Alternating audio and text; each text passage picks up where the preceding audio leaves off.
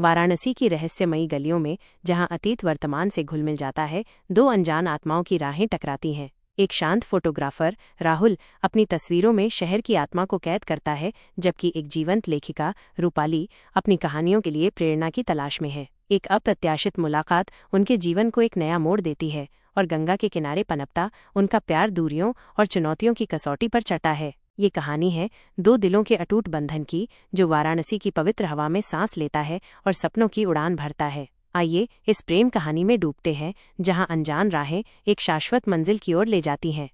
राहुल और रूपाली की प्रेम कहानी यहाँ प्रस्तुत है। वाराणसी की संकरी गलियों में, जहां सदियों पुरानी दीवारें अनगिनत कहानियां सिपकाती थीं, राहुल अपनी फोटोग्राफी के जुनून में खोया रहता था। उसके कैमरे का लेंस हर उस पल को कैद करने के लिए उत्सुक रहता था जो उसकी आत्मा को छू जाता था। गंगा की सुबह की आरती की सुनहरी चमक, घाटों पर बैठे वृद्धों की झुर्रियों भरी मुस्कान और बच्चों की बेफिक्र हंसी जो हवा में घुली रहती थी। राहुल, जो एक शांत और अंतर्मुखी स्वभाव का था, अपनी भावनाओं को शब्दों से ज्यादा तस्वीरों में व्यक्त करता था। दूसरी ओर रूपाली दिल्ली की भागदौड़ भरी जिंदगी से थोड़ी राहत पाने के लिए वाराणसी आई थी। वह एक जीवंत और उत्साही युवती थी, जिसकी आंखों में हमेशा एक चमक रहती थी। रूपाली एक लेखिका थी, जिसकी कलम कागज पर भावनाओं और विचारों को रंग भर देती थी। वह अपनी अगली कहानी के लिए प्रेरणा की तलाश में थी, और उसे उम्मीद थी कि इस प्राचीन शहर की आत्मा उसे कुछ नया लिखने के लिए प्रेरित करेगी। उनकी पहली मुलाकात एक अप्रत्याशित मोड़ पर हुई। राहुल दशाश्वमेध घाट के पास एक संकरी गली में एक प्राचीन मंदिर की नक्काशी की तस्वीर ले रहा था, जब अचानक एक स्कूटर तेजी से मोड़ पर घूमा और उसका संतुलन बिगड़ गया। रूपाली, जो उसी गली से गुजर रही थी, स्कूटर को संभालने की कोशिश में लड़खड़ा गई और उसके हाथ से उसकी डायरी गिर गई। राहुल ने तुरंत अपना कैमरा नीचे रखा और रूपाली की मदद के लिए दौड़ा। माफ कीजिए, क्या आपको चोट लगी? उसने चिंता से पूछा। रूपाली ने उठते हुए धूल झाड़ी और मुस्कुराने की कोशिश की। नहीं, मैं ठीक हूँ, बस थोड़ी सी खरोंच आई है। उसकी नज़र जमीन पर गिरी हुई अपनी डायरी पर पड़ी। राहुल ने डायरी उठाई और उसे रूपाली को सौंपते हुए कहा, ये आपकी है। रूपाली ने डायरी ली और कृतज्ञता से राहुल की ओर देखा। धन्यवाद, अगर आप नहीं होते तो शायद ये स्कूटर के नीचे आ जाती। उनकी आंखें मिली और उस पल में वाराणसी की हवा में कुछ खास था, एक अनकही भावना जो धीरे धीरे उनके दिलों में जड़ें जमाने लगी थी।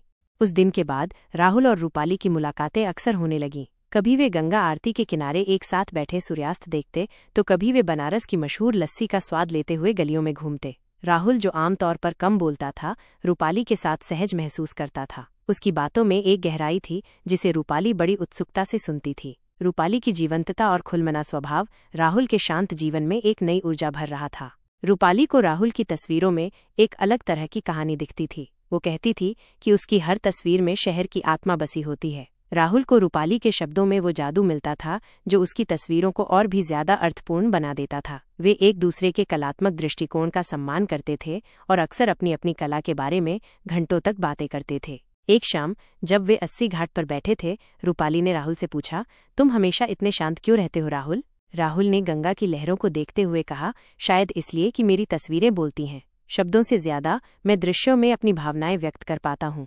रूपाली ने उसका हाथ पकड़ा और कहा, लेकिन कभी कभी भावनाओं को शब्दों में कहना भी जरूरी होता है, खासकर जब वे भावनाएं इतनी गहरी हों। राहुल ने रूपाली की आंखों में देखा और उस पल वो जान गया कि उसकी भावनाएं सिर्फ तस्वीरें नहीं थीं, बल्कि कुछ और भी थीं, कुछ ऐसा जो उसे रूपाली की ओर खींच रहा था। धीरे धीरे राहुल और रूपाली की दोस्ती प्यार में बदलने लगी। वे एक दूसरे की उपस्थिति में सुकून महसूस करते थे। राहुल को रूपाली की हंसी एक मधुर संगीत की तरह लगती थी, और रूपाली को राहुल की आंखों में एक गहरी सच्चाई दिखती थी। वे अक्सर नाव पर बैठकर गंगा में सूर्यास्त देखते थे। नारंगी और गुलाबी रंगों से रंगा आकाश और पानी में उसकी परछाई, ये दृश्य उनके दिलों में एक रोमांटिक भावना पैदा करता था। एक ऐसी ही शाम जब सूरज क्षितिज में डूब रहा था, राहुल ने रूपाली का हाथ थामा। रूपाली ने उसकी ओर देखा, उसकी आंखों में सवाल था। राहुल ने गहरी सांस ली और कहा, रूपाली, जब से मैंने तुम्हें देखा है, मेरी दुनिया बदल गई है। तुम्हारी हंसी, तुम्हारी बातें, तुम्हारी आंखें, सब कुछ मुझे तुमसे जोड़ता है। मुझे लगता है कि मैं तुमसे प्यार करने लगा हूँ। रूपाली की आंखों में आंसू आ गए, लेकिन यह दुख के नहीं, खुशी के आंसू थे। उसने राहुल का हाथ कसकर पकड़ा और कहा, राहुल, मुझे भी तुमसे प्यार हो गया है। उस शाम गंगा के किनारे दो अनजान राहें एक हो गईं और वाराणसी की पवित्र हवा उनके प्यार की साक्षी बनी। लेकिन हर प्रेम कहानी की तरह राहुल और रूपाली के रास्ते में भी चुनौतियां आईं। रूपाली को कुछ दिनों में दिल्ली वापस जाना था। अपने शहर और अपने करियर को छोड़कर वाराणसी में रहने का विचार उसके लिए आसान नहीं था। दूसरी ओर राहुल का जीवन वाराणसी से बंधा हुआ था। उसकी फोटोग्राफी का काम और उसका परिवार यहीं था। जब रूपाली के जाने का समय नजदीक आया तो दोनों के दिलों में उदासी छा गई। वे जानते थे कि लंबी दूरी का रिश्ता निभाना आसान नहीं होगा। एक दिन रूपाली ने उदास होकर राहुल से कहा, मुझे नहीं पता कि हम इसे कैसे करेंगे राहुल। दिल्ली और वाराणसी बहुत दूर है। राहुल ने उसका हाथ पकड़ा और कहा, दूरी दिलों को दूर नहीं कर सकती रूपाली। अगर हमारा प्यार सच्चा है तो हम हर मुश्किल का सामना कर लेंगे। उन्होंने फैसला किया कि वे एक दूसरे से मिलते रहेंगे और हर दिन वीडियो कॉल और संदेशों के जरिए जुड़े रहेंगे। रूपाली दिल्ली लौट गई, लेकिन उसका दिल वाराणसी में राहुल के पास ही रह गया था। शुरुआत में लंबी दूरी का रिश्ता निभाना मुश्किल था। समय की कमी और एक दूसरे से दूर रहने की बेचैनी उन्हें अक्सर परेशान करती थी, लेकिन उनका प्यार इतना गहरा था कि उन्होंने हर मुश्किल को पार करने की ठान ली थी। राहुल अक्सर दिल्ली आता था और रूपाली जब भी मौका मिलता वाराणसी चली आती थी। वे एक दूसरे के साथ बिताए हर पल को संजोकर रखते थे। वीडियो कॉल पर उनकी लंबी बातें होतीं, जिसमें वे अपने दिन भर की बातें और अपनी भावनाओं को साझा करते थे। रूपाली ने अपनी अगली कहानी राहुल और वाराणसी के अपने अनुभवों पर लिखी। उस कहानी में उनके प्यार और इस पवित्र शहर की सुंदरता का अद्भुत वर्णन था। राहुल ने उस कहानी के लिए कुछ तस्वीरें भी खींची और उनकी ये संयुक्त कलाकृति बहुत सराही गई। इस दौरान राहुल ने अपनी फोटोग्राफी के काम को और भी ज्यादा गंभीरता से लेना शुरू कर दिया था। उसने वाराणसी के जीवन और संस्कृति पर आधारित एक फोटो प्रदर्शनी आयोजित करने का सपना देखा था। रूपाली ने उसे हर कदम पर प्रोत्साहित किया। कुछ महीनों बाद राहुल को दिल्ली में एक प्रतिष्ठित आर्ट गैलरी में अपनी तस्वीरों की प्रदर्शनी लगाने का मौका मिला। ये उसके करियर का एक महत्वपूर्ण मोड़ था। रूपाली ने उसकी इस सफलता में बहुत बड़ी भूमिका निभाई थी। उसने राहुल को आत्मविश्वास दिलाया और प्रदर्शनी की तैयारियों में उसकी मदद की। जब प्रदर्शनी का उद्घाटन हुआ तो रूपाली राहुल के साथ खड़ी थी। उसकी आंखें गर्व से चमक रही थीं। राहुल की तस्वीरों को लोगों ने खूब सराहा और उसे कई नए अवसर मिले। उस शाम जब वे दोनों अकेले थे, राहुल ने रूपाली का हाथ थामा और कहा, ये सब तुम्हारी वजह से मुमकिन हो पाया है रूपाली। तुमने हमेशा मुझ पर विश्वास किया।